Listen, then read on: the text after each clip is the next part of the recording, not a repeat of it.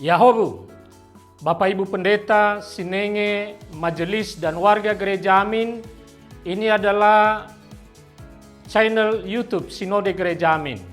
Karena itu, bagi yang mencintai Gereja Amin, tontonlah, subscribe, like, dan bagikan.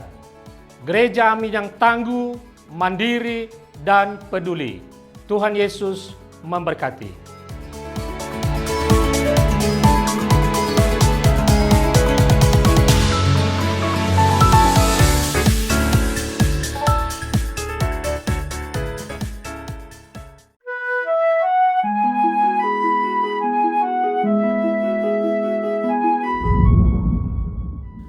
Sahabat DKB, bersyukur dapat kembali menjumpai saudara dalam acara Wahsyat Kekal berupa renungan firman Tuhan yang menuntun, yang memandu kehidupan kita. Saya Pendeta Arlianus Larosa. Renungan kita pada hari ini Rabu 5 November 2025 ditulis oleh sahabat saya Pendeta Cornelia Gunawan, Ketua Umum BPM SW GKI SW Jawa Barat, dengan judul Keadilan bagi Seluruh Ciptaan. Didasarkan pada kitab Amos pasal 5 ayat 12-24 dan nas yang akan jadi pusat permenungan kita pada hari ini adalah Amos 5 ayat 15a. Sebelum kita membaca Alkitab, mari kita berdoa.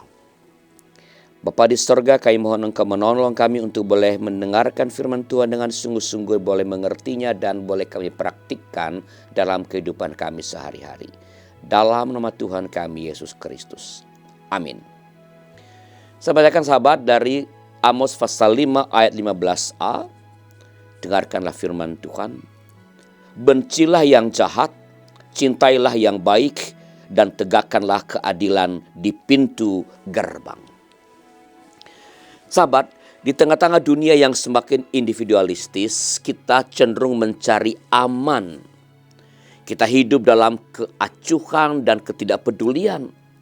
Keadilan tidak lagi menjadi sesuatu yang diperjuangkan. Selama kita masih merasa aman, keadilan tidak kita anggap penting dalam hidup ini. Jika kita mau jujur, membuka mata dan menilai keadaan dengan seksama, masih banyak ketidakadilan yang terjadi di sekitar kita. Namun seringkali kita tidak peduli. Keadilan bukanlah sesuatu yang dengan mudah dapat didefinisikan. Amos mengaitkan keadilan dengan kebaikan. Keadilan seharusnya tidak dapat berkelindan dengan kejahatan. Sebaliknya, keadilan harus berkelindan dengan kebaikan.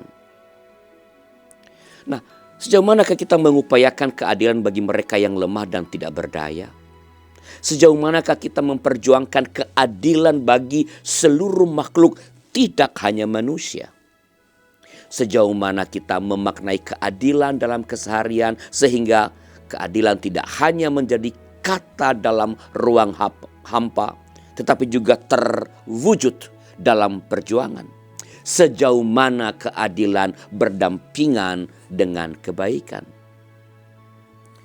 Sahabat, Nabi Amos mengingatkan agar umat membenci yang jahat dan melakukan yang baik demi keadilan.